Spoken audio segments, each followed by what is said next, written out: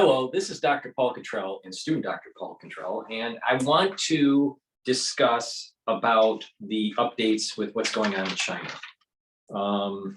So I wrote my notes last night, and let's start. Okay, so according to some reports that are leaking out of China, there's about 70%, and I mentioned this in a previous video, about 70% of the cases in Shanghai, or 70% of the population in Shanghai, are infected with SARS-CoV-2. Now, around the country, when they do surveys, because the government isn't releasing information to the world, but not only that, they're not releasing it to their own people. So individuals have been doing surveys and of the different areas, and they come to a consensus of about 60 to 80% of the places that they surveyed have positive cases of SARS-CoV-2. All right, in each province, okay, in the different provinces, but they kind of did a random survey of what's going on. So through sampling data, they're trying to understand where the cases are, and that's kind of in line with the information that's coming out of Shanghai, that 75% of the population have been infected with SARS-CoV-2. A lot of them are elderly. And you know, the crematoriums have an awful lot of elderly individuals. XBB is in China. XBB 1.5 in China. XBB 1.5 is also a prevalent variant in the United States. Rural areas are starting to get infected. And because the rural areas are getting infected,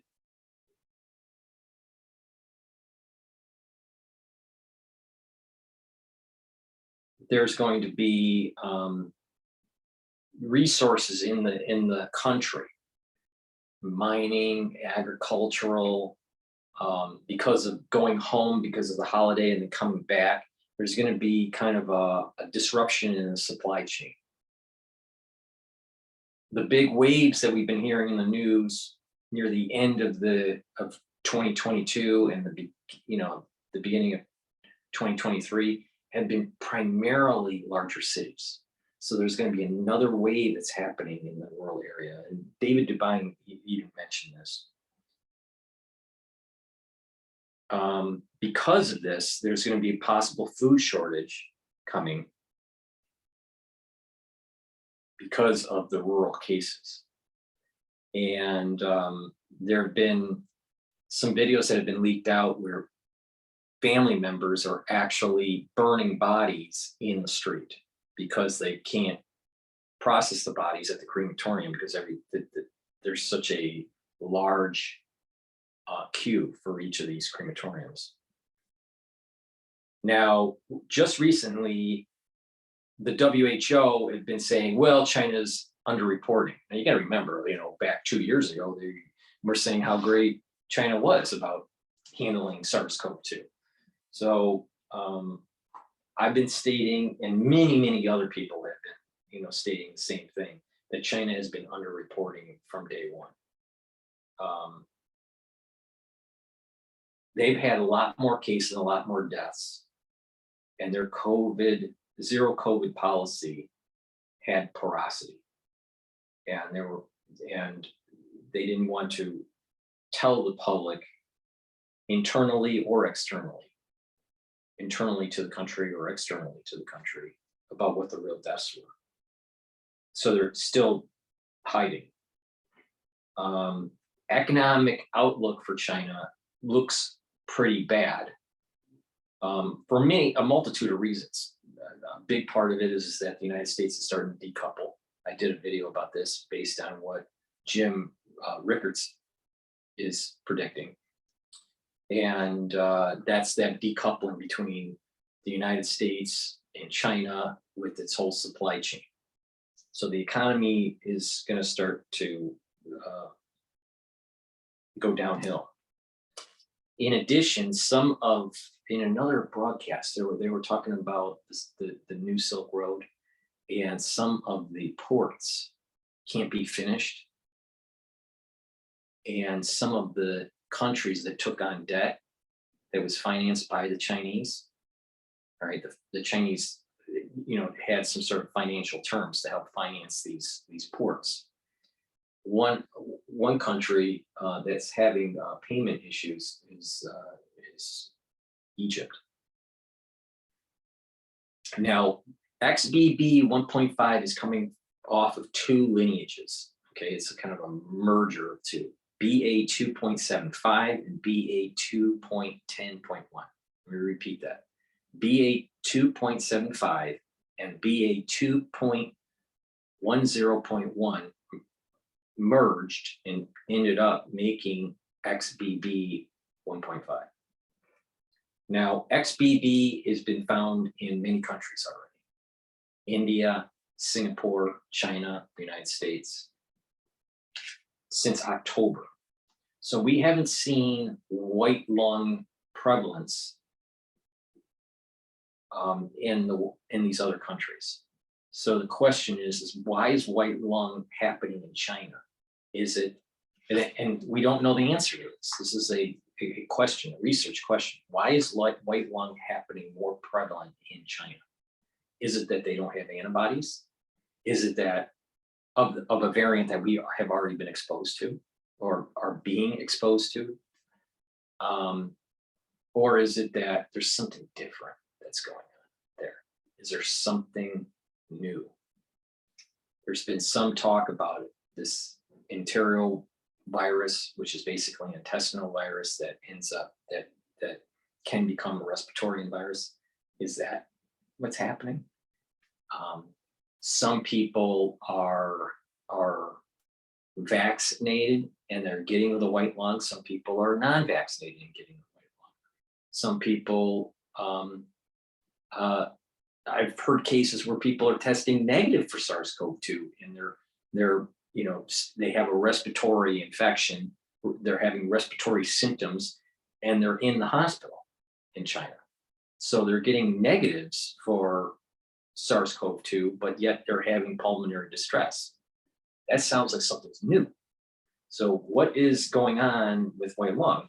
Now, the far majority of the cases with white lung do have a positive test of SARS-CoV-2.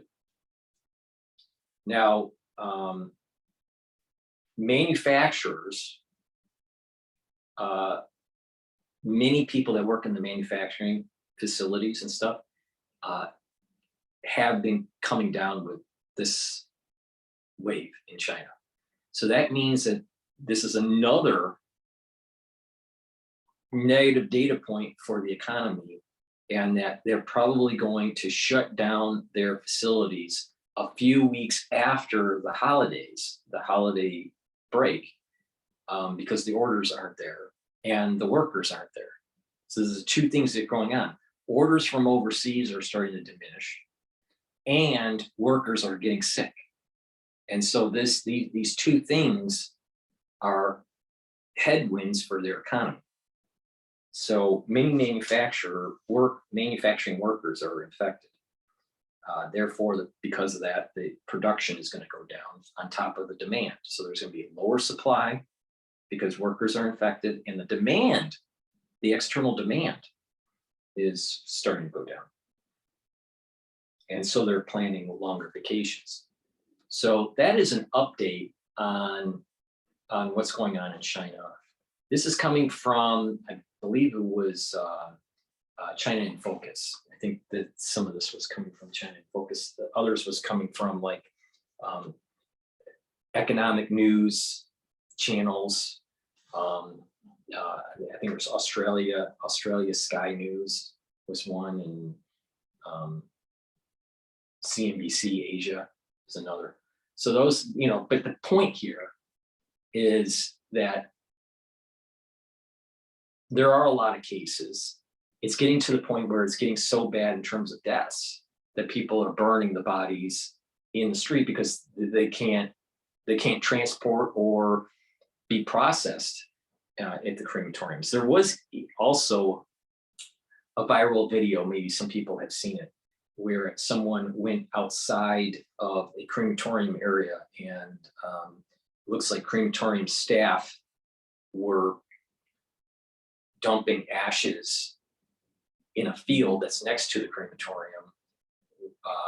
And in that video, you could see the spinal cord not fully decomposed, not fully turned to ash.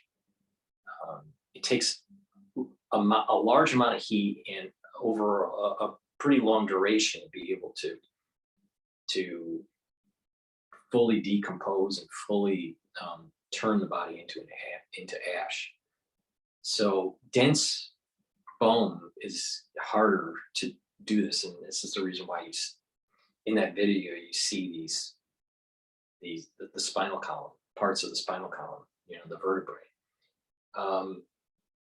The rumor is that what's happened, because there's so many people in the queue, that crematoriums are stacking them 3 bodies at a time, and that increases the chances of not fully turning the body into ash, because you're processing 3 bodies instead of 1 over the same duration. So it's you're not fully turning the bodies into dust. It's a shame what's happening. I mean, it's really a shame. It's just shocking, actually. But there's something that keeps on bugging me about this, and that is that what is driving the white lung? Is it their antibodies are not that good? Because we know that people are getting it that were vaccinated. Is it that the antibodies just aren't that good, and that it just increases the chances of severity? That could be. Or is it that there's something new that's going on in China? Now, I don't know. Right now, we haven't seen pulmonary distress and white lung at the severity that you're seeing in China. So it could be something that's very idiosyncratic, something unique to China, maybe due to their antibody level. That might be the answer. And that would mean that we will fare better in the long run. We'll probably get more cases. Will it be as bad as the Omicron wave? Probably not. Probably not. That we had in early 2022. But there's an awful lot of people out there that are like masking up in New York. So there's a psyche that's happening in the public where they're very concerned about it. A lot of people are not getting boosters. My take is that it's your right either way, but you have to assess your own personal risk, and your own health care should be decided by you, not by the government, and not by other cults of belief. It should be based on us looking at the data, looking at your risks, and deciding if that's the course of action that you want to take. So I don't promote nor demonize someone's choice. The problem comes in is when you have a government that's forcing it, when there's forced vaccinations. Forced vaccinations I'm totally against. But in terms of white lung, we aren't seeing it pop up in India yet, or popping up in Europe yet, or in the United States yet. I mean, you're going to see onesie twosies in the country that had really severe pulmonary distress, but not in mass, but not yet. We'll see, it may be just antibody related in China, and that the severity is going to be pretty much more centric to China, and this pulmonary distress and white lung may not be in the United States. Who knows? It's looking like that, because I would think that the white lung would start to pop up in India. I haven't heard many cases of this popping up in Europe. If it is, it's being suppressed. So, I mean, it doesn't seem like it's a big thing that's happening. So we may, in Western societies, may fare better. But it keeps on going back to that, to the thought that, is this being targeted? Is there a targeting that's taking place? Seems like something was forcefully released. Because cases started to happen in October in China. This is not a phenomenon that is because of just the opening up of the society, after the white paper protest. Some people think, well, it's all happening because you opened it up. Well, it's happening faster because it was opened up. But whatever was happening before the opening up. And it was in these fever clinics that I've mentioned before, we're starting to show signs of this back in October and November. So that's an update of what's going on in China. Please help support my work by making sure that you subscribe to all my channels. I have 3 YouTube channels. I have Brighteon, Bitchute, and Rumble. Please subscribe to all 6 channels. Also, please help support my work by donating, by going to Buy Me a Coffee, or going to my website, the-studio-reykjavik.com, and you can purchase products, or you can donate.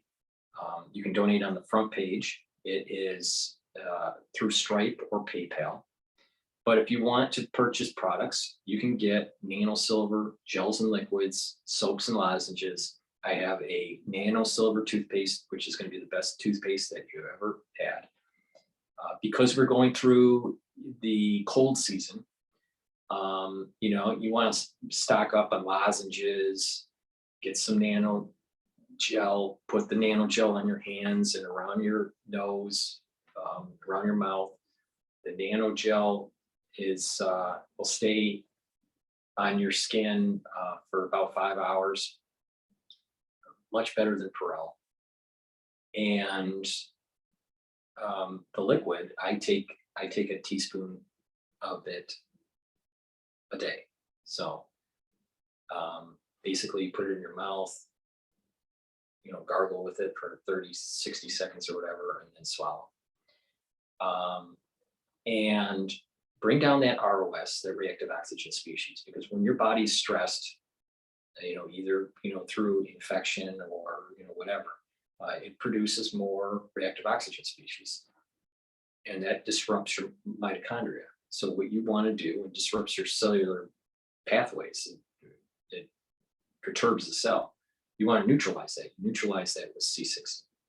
And then you take a lot of the different supplements that I have from Boomer, and B vitamins, zinc, magnesium, turmeric, ashwagandha, resveratrol, digestive enzymes, lignans, which helps support your hormonal levels, because if you're supporting your endocrine system well, then you're going to have better health. Resveratrol, which helps with senescent cells, and it's also a good antioxidant. So I have a lot of Good Night formula, which helps with proper sleep. Clarity Factor, which is a great way to stay focused while you're at work or in school, or it prevents that brain fog. I have a lot of different products that I offer, all natural deodorants. So get those, it helps support my work. And not only that, it helps support your health. So thank you for listening. Thank you for supporting my work, and have a nice day.